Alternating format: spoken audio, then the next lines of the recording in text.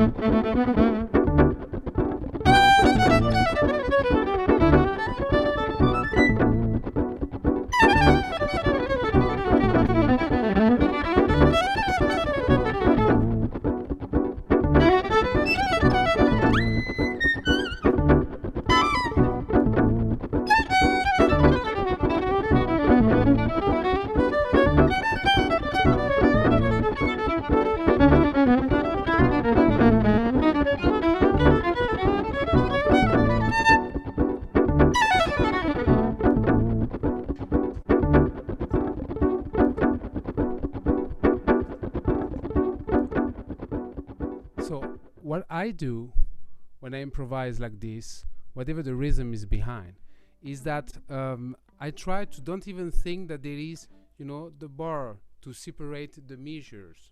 I don't see this. For me, the downbeat can be anywhere, so I can play on top of it without actually knowing where is the start of my section, the one I recorded, but I don't mind because I constantly feel this subdivision.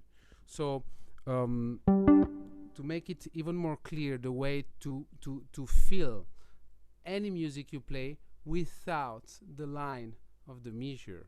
For example, if I play this to you.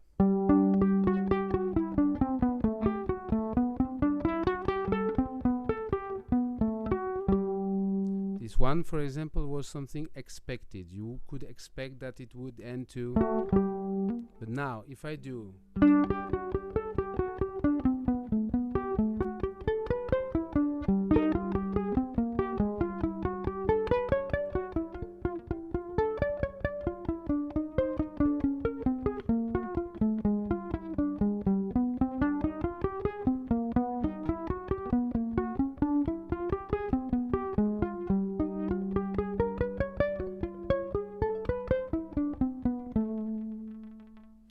Meaning that I'm starting any of those sentences not necessarily where we could feel the downbeat is, but just one note before or one note after, and it gives this feeling that things are moving. It's like playing without having the line of the measure bar, you know, where you feel precisely what's the end of the sentence.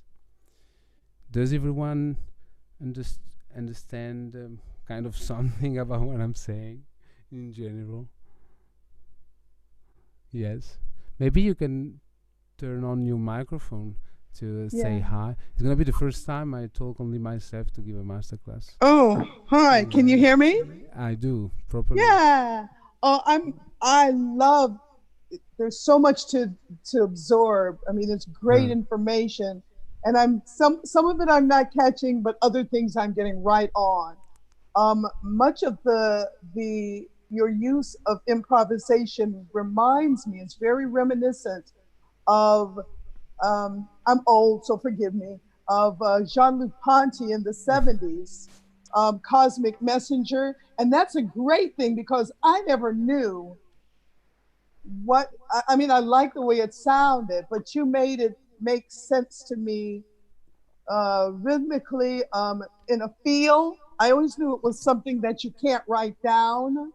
Yeah. But it's more like inside and internal understanding. And if you have that initial, you know, you have that steady beat going somewhere in your body, you can always adjust that. I mean, this is what I'm understanding from you. You can adjust that to your interpretation, or if there's a style, or if there's a culture, like you said. Mm-hmm. It's so good to know that there's somewhere to build. Yeah. Actually, it's easy. Time is the same for everyone. Here's the point. So, for example, if you come from Gnawa music, which have usually nothing to use with, for example, samba from Brazil, but it's actually kind of the same. Those two can play together without so much blah blah. So, hello, yeah. I have a question. Oh, Carlos, hello. Yes, I'm sorry, Marlo. Can you hear me? Yes. Oh, it's Charles. I'm sorry. I don't know. This sounds like a stupid question. But my dog is barking. Sorry. Okay. Hold on. It's okay. It's nice to see people with dogs and things happening. Sorry. May sound like a stupid question, but like my background is mainly from like, you know, traditional jazz, like Charlie Christian or Django Reinhardt, Manouche swing, kind of stuff like that. But I guess if you could talk a little bit about swing, because traditionally Latin jazz is straight.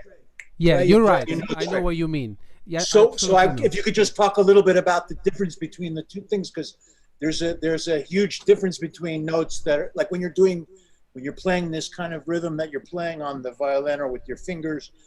and setting a downbeat or and then maybe like how do you draw the line? Yeah, so there is a line actually, pretty easy one. Sorry, is that a dumb question? I'm sorry. No, not at all. It's an excellent question. I actually wasn't precise enough when I talked about Gnawa, when I said that precisely Gnawa, it's already another game through the fact that they are around this 6-weight thing. What you mean is basically that, in fact, as you mentioned, there is a bunch of music, groove music, who are binaire, who are in 2. It's 1 or it's 2, whatever it's in 16 or 32, whatever the number. And in fact, swing has in common with all those 6/8 music that the upbeat is in a kind of triplet feeling. So meaning what? Meaning in jazz manouche, for example, when they do in swing.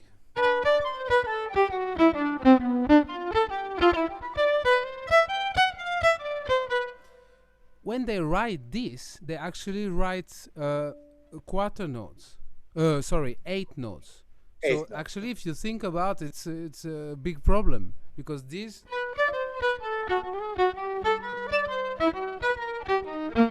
is not 8 notes. It's like triplets, and the 2 first are linked or together. And so when you make this swing feel with the jazz manouche guitar players, many times I experimented that the one they really swing is because they make an accent on these 3 from these triplets. So if they do 1 2 1 2 1 2 1 2, they actually make an accent on 1 2 1 2 1 2, which is a 1 2 3 1 1 2 3 1 2 3 1 2 3. I can say fast enough in English, but you got it. And so inside of each quarter into swing, there is like a triplet, and the most important feel, this upbeat, is not the 2, because there is not 2, is that 3rd triplet. And here make the difference. The Gnawa have something similar in samba too, because when you play samba, like Gnawa,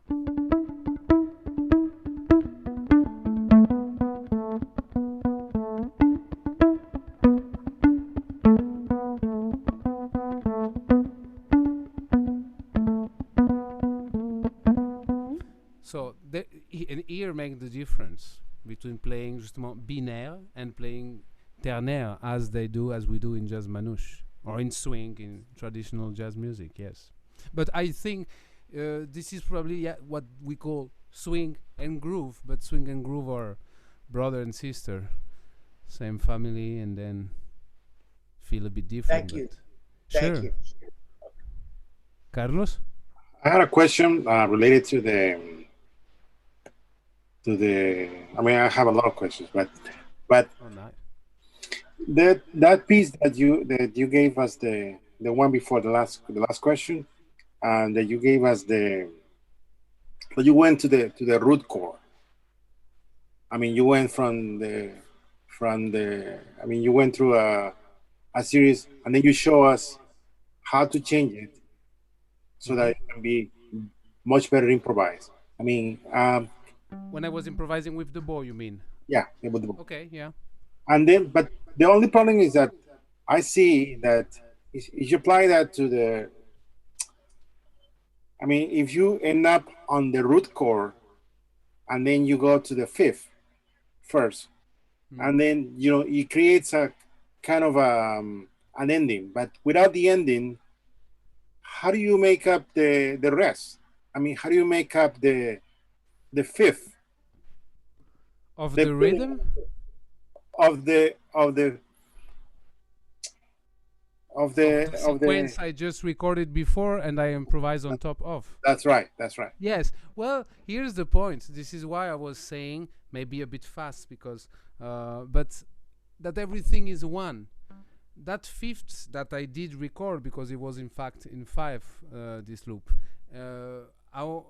it will come back to 1 at some point, actually. Oh, sorry, that's my... Sorry about that. Meaning, even though I don't play this 5 and 10 each time, this 5 will become 1 again. There is no more 5. It's like if everything is 1. Maybe I should show you again to make it clear. Yes, please. So look, a very simple 5 thing turning around.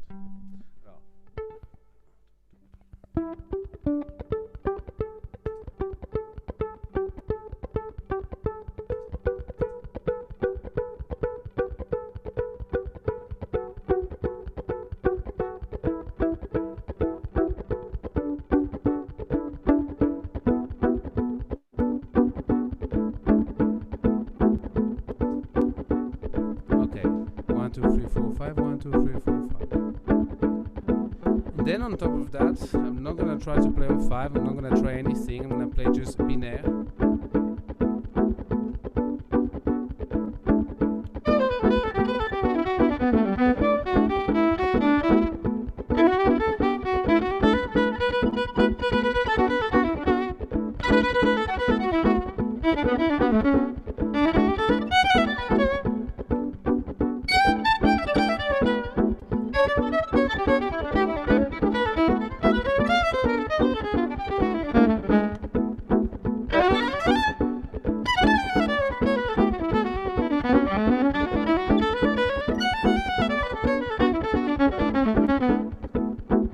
Just improvise in 2, in 3, in 4, and this 5. Well, each time it come back. Sometimes I'm gonna be on top of the downbeat, sometimes no, but it will be never wrong as far as each one is equal to the other. You know what I mean? If I think in 1, I think everything in 8 notes. These 5 contain 5 8 notes, so every 5 8 notes I might be on the downbeat. I might be or not. Then I just go with the feel, with the ears, because if you feel it, you don't need to count in anymore to actually be on the loop. It become a feel.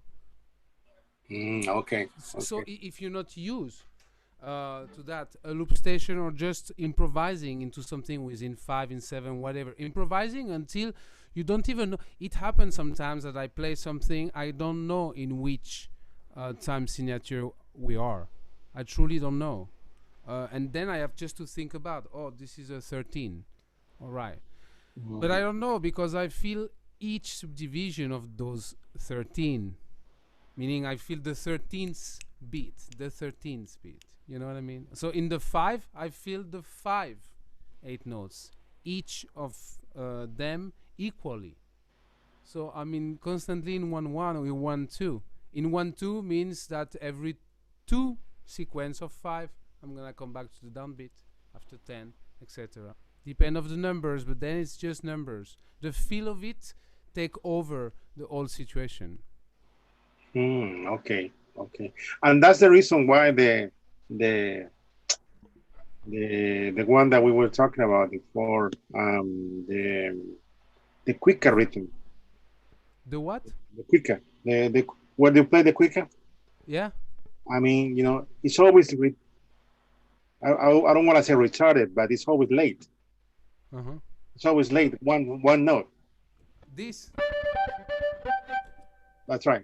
Yeah, but I probably moved it around again because I don't even know how to play a quicker properly. Meaning I don't even know if there is a proper group. For sure, there is one. I never learned that.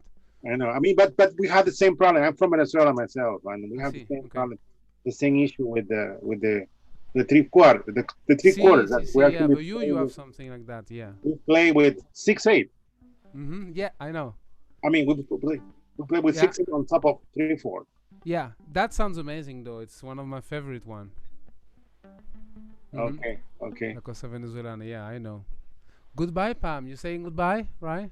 Yes, it was nice to see you. Thanks for being around. It's pretty nice. I hope I will see you again. Ciao, Pam. Goodbye. Okay. Oh, someone also left. Okay, Charles and Carlos. Guys, if you have any questions, I'm here. If you have any question related to something else than music, I'm here too. Not that long, but I mean, you know, where are you guys? In New York? New York. Both of you? Yeah. In Brooklyn, both of you? Yeah. Thank you so much. You're more than welcome, guys. It's really great. Yeah, it's actually one of the problems of these sessions is that it creates more questions than answers. So it creates more questions, a lot more questions. Well, I depend with around also. It's the first time I give a masterclass through this system. So usually I'm more used to play with the people and try to make concrete when I'm saying right now it was impossible to make play everyone. But I hope you will take something from this and have some new stuff to learn, or at least to feel rhythm differently. If So so. how was your experience in Brazil? In Brazil, very good, but the connection has been very fast. What's funny is that I absolutely don't come from that. I come from actually European classical music. But since I have this thing with rhythm, to connect with them, I've been very fast. And I already knew Gnawa music, which is so close to samba and to a bunch of other of their things. So yeah, musician has a good time and put so much energy into rhythm. They phrase a lot with rhythm. So that's close to me and to what I do.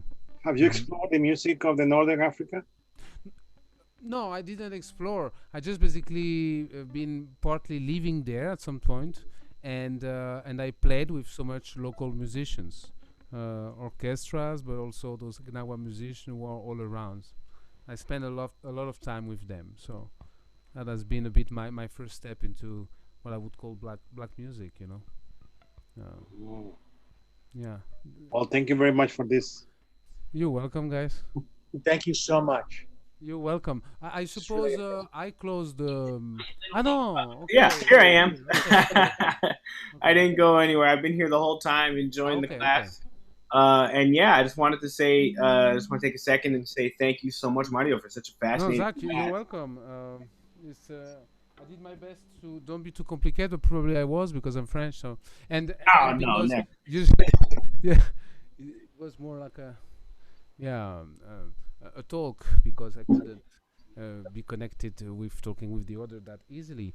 But if it works, I'm glad. Yeah. Oh, it works. It was great, man, and it was great for me to learn more about what you do and where you're coming from as a musician. So I thoroughly enjoyed it. So yeah, thank you so much, Mario, for doing this with us.